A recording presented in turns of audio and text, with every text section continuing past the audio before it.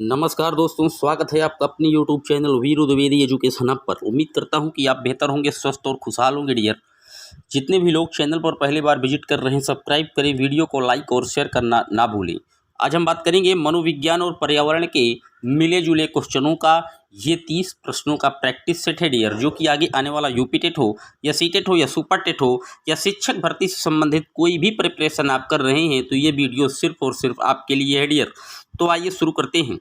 पहला प्रश्न कह रहा है, लंबे और कठिन शब्दों का उच्चारण करवाने के लिए आप क्या करेंगे। मान लीजिए आप टीचर हैं, आप क्लास में किसी बालक को लंबे और कठिन शब्दों का उच्चारण करवाने के लिए कैसे प्रेरित करेंगे। क्या ऐसे शब्द बार बार बुलवाएंगे, या शब्दों को खंडों में बांटकर बुलवाएंगे, या मिलते जुलते वाले उच्चारण वाले शब्द पहले बुलवाएंगे।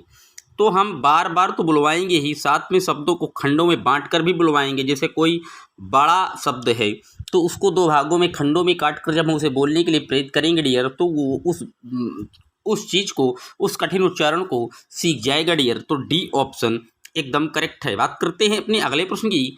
राष्ट्रीय साक्षरता मिशन की देन क्या है। राष्ट्रीय साक्षरता जो मिशन है वो किसकी देन है, प्रश्न पूछ रहा है। क्या कोठारी आयोग की, राधाकृष्णन आयोग की, राष्ट्रीय शिक्षा नीति की, या मुदालियार आयोग की। तो कोठारी आयोग आया था 1964 में, आपको बता दें। राधाकृष्णन आयोग आया था 1948 में। राष्ट्रीय शिक्षा नीति आई थी 1986 में। मुदालियार आयोग आया था 1952 में डियर। ये चारों ऑप्शन आप याद कर लीजिएगा, परीक्षा में पूछा जाता है। अब राष्ट्रीय साक्षरता मिशन किसकी देन है, तो ये देन है राष्ट्रीय शिक्षा नीति 1986 की। सी ऑप्शन एकदम करेक्ट है। चलते हैं अपने अगले प्रश्न की ओर। व्याख्यान देते समय कोई उदंड छात्र बाधा उत्पन्न करता है तो आप क्या करेंगे। आप टीचर हैं, क्लास में पढ़ा रहे हैं, लेकिन बीच में कोई एक बालक जो है वो टोका टांकी कर रहा है, इधर उधर का बर्ताव कर रहा है, बाधा उत्पन्न कर रहा है, पढ़ाई नहीं दे रहा है आपको, तो आप क्या करेंगे। क्या उसे दंड देंगे, कक्षा से बाहर निकाल देंगे, या चुप रहने के लिए कहेंगे, या धैर्यपूर्ण उसकी बात सुनेंगे। तो छात्र की हमें धैर्यपूर्वक बात सुनना है डियर। डी ऑप्शन एकदम सही है। हमें बालक को सुनना है कि आखिर वो क्यों उदंडता कर रहा है, उसका कारण सुनेंगे, उसका रीजन जानेंगे, फिर उसमें सुधार करेंगे डियर। हमें जो अपनी शिक्षा व्यवस्था है वो सिर्फ और सिर्फ बालक के अनुसार चलानी है, यही हमारा एनसीएफ भी कहता है डियर। तो डी ऑप्शन एकदम करेक्ट है। चलते हैं अपने अगले प्रश्न की ओर। अध्यापक कक्षा में प्रवेश करते ही छोटे छोटे प्रश्न पूछता है, ये बच्चों का कौन सा परीक्षण कर रहा है। टीचर क्लास के अंदर जैसे ही आया, उसने छोटे छोटे प्रश्नों को पूछा कि हमारे प्रदेश की राजधानी कहाँ है, हमारे देश की राजधानी कहाँ है, हमारे देश के प्रधानमंत्री कौन है। ये छोटे छोटे जो प्रश्न पूछ रहा है वो कौन सा परीक्षण कर रहा है। क्या मौखिक, लिखित, प्रायोगिक, क्रियात्मक। तो जब वो मौखिक ही पूछ रहा है तो मौखिक उत्तर मिलेगा, तो वो मौखिक परीक्षण कर रहा है डियर। ए ऑप्शन एकदम सही है। चलते हैं अपने अगले प्रश्न की ओर। एक परिस्थिति में अर्जित ज्ञान का दूसरी परिस्थिति में उपयोग कर लेना क्या कहलाता है। मान लीजिए आप साइकिल चला लेते हैं, तो साइकिल चलाने की कला से आप धीरे धीरे मोटरसाइकिल चलाना भी सीख लेंगे डियर। तो यह क्या कर रहे हैं आप, ये सीखने का आप स्थानांतरण कर रहे हैं डियर। ए ऑप्शन एकदम सही है। बात करते हैं अपने अगले प्रश्न की। कंप्यूटर शिक्षा की सिफारिश किस आयोग द्वारा की गई। क्या नई शिक्षा नीति में, कोठारी कमेटी में, बेसिक शिक्षा में, या यशपाल समिति में। तो जो कंप्यूटर शिक्षा की सिफारिश की गई थी वो नई शिक्षा नीति में ही की गई थी डियर। अब कंप्यूटर शिक्षा की बात आई है तो बता दें, 2 दिसंबर को हम प्रतिवर्ष कंप्यूटर साक्षरता दिवस मनाते हैं, 2 दिसंबर। यशपाल समिति 1992 में आई थी डियर, नोट डाउन कर लीजिएगा। बेसिक समिति 1937 में आई थी, कोठारी 1964, और नई शिक्षा नीति 1986। बात करते हैं अपने अगले प्रश्न की। अनुभव द्वारा व्यवहार में परिवर्तन क्या कहलाता है। तो कोई चीज़ जब हम सीख रहे हैं और उसका अपने व्यवहार में परिमार्जन कर ले रहे हैं डियर, तो ये क्या है, अध्ययन में सीखना है डियर। सी ऑप्शन एकदम सही है। अनुभव द्वारा व्यवहार में परिवर्तन ही क्या है, सीखना है। ये गेट्स महोदय की डेफिनीशन है, ये भी आप नोट डाउन कर लीजिएगा। बात करते हैं अपने अगले प्रश्न की। अंतर्दृष्टि या सूझ द्वारा सीखने के सिद्धांत को कोहलर ने किया था। तो अंतर्दृष्टि या सूझ का जो सिद्धांत है डियर, ये गेस्टाल्टवादियों का है। गेस्टाल्ट एक जर्मन भाषा का शब्द है, और कोहलर क्या थे, एक गेस्टाल्ट मनोवैज्ञानिक थे। और कोहलर ने अपना प्रयोग किस पर किया था, तो ये किए थे वनमानुस नामक सुल्तान पर या चिंपैंजी पर। और ऑप्शन में आपको कहीं वनमानुस दिख नहीं रहा, तो कोहलर का ये उत्तर जाएगा नन, टी ऑप्शन, मतलब कोई नहीं। कुत्ते पर प्रयोग किया था पावलाव ने, बिल्ली पर किया था थार्नडाइक ने डियर, नोट डाउन करिएगा। चलते हैं अपनी अगले प्रश्न की ओर। प्रतिभाशाली बालक की क्या विशेषता होती है। कोई बालक जो है पढ़ने में प्रतिभाशाली है, उसका जो IQ लेवल है वो 140 के आसपास है या उससे ऊपर है, तभी वो प्रतिभाशाली कहलाता है डियर। अध्ययन में अरुचि होगी क्या प्रतिभाशाली बालक की? बिल्कुल गलत है। सेवा भाव होगा, बात सही है, लेकिन आगे के ऑप्शन देखते हैं। मानसिक प्रक्रिया की तीव्रता या पर्यटन में रुचि? तो मानसिक प्रक्रिया की तीव्रता एकदम सही आंसर होगा, क्योंकि जो उसका IQ लेवल है वो 140 प्लस है डियर, क्योंकि वो प्रतिभाशाली बालक है और उसकी विशेषता यही है डियर। सी ऑप्शन एकदम सही है। चलते हैं अपने अगले प्रश्न की ओर। भारत के संविधान में किस धारा के अंतर्गत प्राथमिक शिक्षा को निःशुल्क एवं अनिवार्य प्रावधान दिया गया? तो भारत में जो निःशुल्क शिक्षा का प्रावधान दिया गया था वो 86वें संविधान संशोधन 2002 में धारा 45 के अंतर्गत दिया गया है डियर।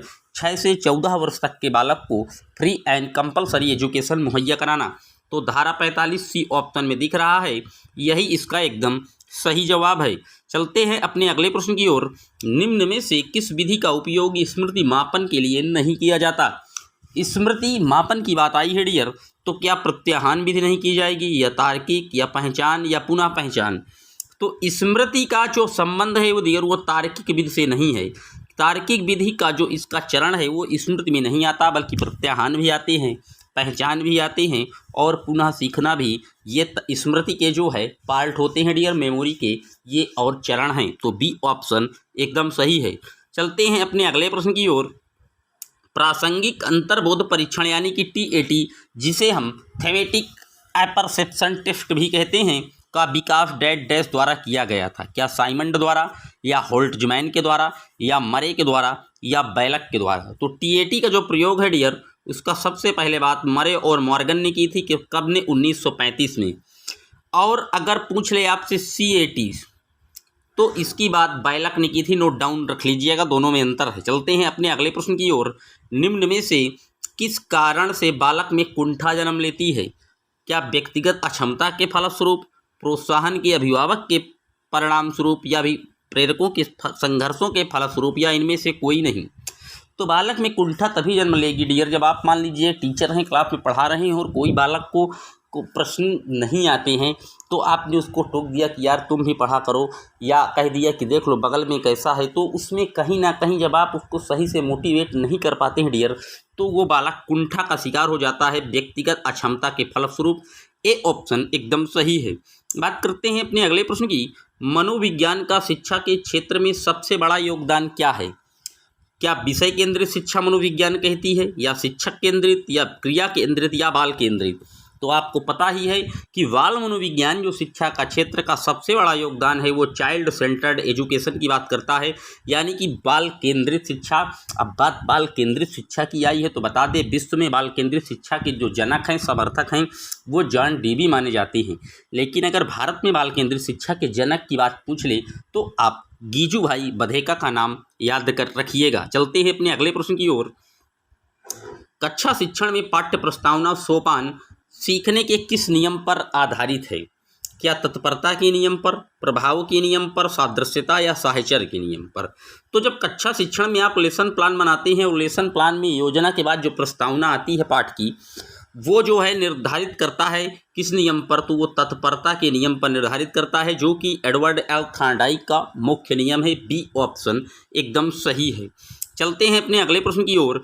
किस परीक्षण में विश्वसनीयता अधिक होती है? निबंधात्मक में, संक्षिप्त प्रश्न परीक्षण में, वस्तुनिष्ठ में, इनमें से कोई नहीं? तो विश्वसनीयता उसी प्रश्न में अधिक होगी जिसका मूल्यांकन चाहे मैं करूं या आप करें या कोई अन्य करे, नंबर हमेशा बराबर मिलेंगे। तो वस्तुनिष्ठ परीक्षण में डियर, वस्तुनिष्ठ परीक्षण सबसे विश्वसनीय और वैध होता है। सी ऑप्शन एकदम सही है। चलते अपने अगले प्रश्न की ओर। परिवार शिक्षा का कैसा साधन है? औपचारिक, अनौपचारिक, औपचारिकेतर, या इनमें से कोई नहीं? तो परिवार में बालक जो है वो हर प्रकार की चीज़ें सीखता है, इसलिए ये अनौपचारिक साधन है। इसका कोई टाइम पीरियड या लिमिट निर्धारित नहीं है डियर। बी ऑप्शन एकदम सही है। चलते हैं अपने अगले प्रश्न की ओर। सर्वप्रथम खुला विश्वविद्यालय की स्थापना कब की गई थी? तो जो ओपन यूनिवर्सिटी थी ये सबसे पहले विश्व में इंग्लैंड में 1970 में शुरू की गई थी। सी ऑप्शन एकदम करेक्ट है। बात करते हैं अपने अगले प्रश्न की। ऑपरेशन ब्लैक बोर्ड में किस स्तर की शिक्षा के साधन उपलब्ध कराने की बात की गई थी? प्राथमिक, माध्यमिक, उच्च या उपरोक्त सभी?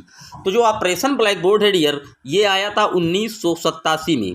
राष्ट्रीय शिक्षा नीति 1986 के बाद 1987 में ऑपरेशन ब्लैक बोर्ड लाया गया था। इसका जो उद्देश्य था वो था प्राथमिक जो शिक्षा है, प्राथमिक शिक्षा के लिए जो प्राइमरी स्कूल हैं वहाँ पर कमरों, बरामदों इत्यादि जो सुविधाएं हैं उनको मुहैया कराना। डियर ए ऑप्शन एकदम सही है। बात करते हैं अपने अगले प्रश्न की। एक अच्छे परीक्षण की कौन सी विशेषता नहीं है? उत्तीर्ण करना, वैधता, विश्वसनीयता, वस्तुनिष्ठता। तो अच्छा परीक्षण तभी वैध माना जाता है जिसमें वैधता हो, विश्वसनीयता हो और वस्तुनिष्ठता हो, लेकिन उत्तीर्ण करना ये अच्छे परीक्षण की कोई विशेषता नहीं है डियर। तो ए ऑप्शन एकदम करेक्ट है। चलते हैं अपने अगले प्रश्न की ओर। छात्रों में रटने की प्रवृत्ति रोकनी है तो कैसे प्रश्न पूछे जाने चाहिए कि रट्टा ना लगा पाए वाला? क्या लघु उत्तरी पूछें, वस्तुनिष्ठ पूछ लें या दीर्घ पूछ लें या निबंधात्मक? तो लघु पूछेंगे या दीर्घ या निबंधात्मक तो इसमें वो रटेगा, पाठ को बहुत ज़्यादा सिर्फ रटने पर बल देगा, जो कि हमारा एनसीएफ बिल्कुल खिलाफ है। रटने पर बल नहीं देता है एनसीएफ, वो कहता है करके सीखने की बात करता है।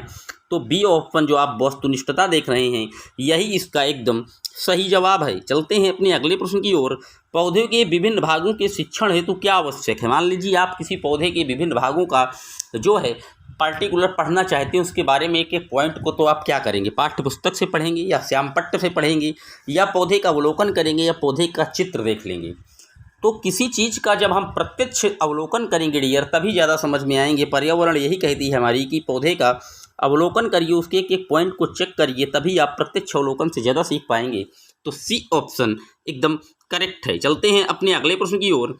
पर्यावरण जागरूकता का शुद्ध ज्ञान होता है पर्यवेक्षण मापन से, संचार से, शैक्षिक पर्यावरण या योजना विधि से? तो पर्यावरण की बात आई है तो शैक्षिक पर्यटन आपको पता ही है, भ्रमण विधि से हम प्रत्यक्ष रूप से जुड़ जाते हैं वातावरण से। तो पर्यावरण जागरूकता का जो शुद्ध ज्ञान होगा वो शैक्षिक पर्यटन से होगा। सी ऑप्शन एकदम करेक्ट है। चलते हैं अपने अगले प्रश्न की ओर। भारत में अधिकांश वन संपदा का मालिक कौन है? तो भारत में जो वनों का संपदा का मालिक है, क्या निगमित निकाय है, गैर सरकारी व्यक्ति हैं या राज्य है या नगम निगम है? तो अधिकांश जो वन संपदा का मालिक होता है वो राज्य ही होता है। सी ऑप्शन एकदम सही है। भारत में जो वन होने चाहिए लगभग 33% होने चाहिए, लेकिन अभी तक हमारे देश में वनों का जो अनुपात है वो मात्र 23% है डियर। चलते हैं अपने अगले प्रश्न की ओर। प्राकृतिक संसाधन का उदाहरण नहीं है?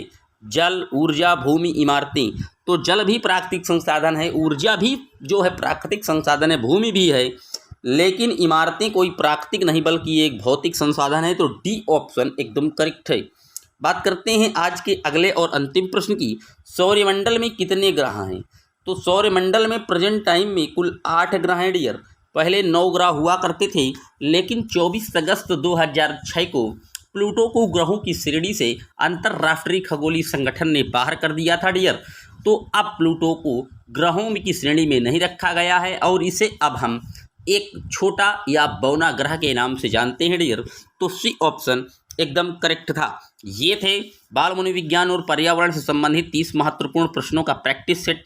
उम्मीद करता हूं कि आपको अच्छा लगा होगा। अगर अच्छा लग रहा है तो चैनल को एक बार सब्सक्राइब करें और वीडियो को लाइक और शेयर करना ना भूलें। मिलते हैं जल्द ही आपसे एक और वीडियो में। तब तक के लिए जय हिंद, जय Bharat. Thanks for watching my video.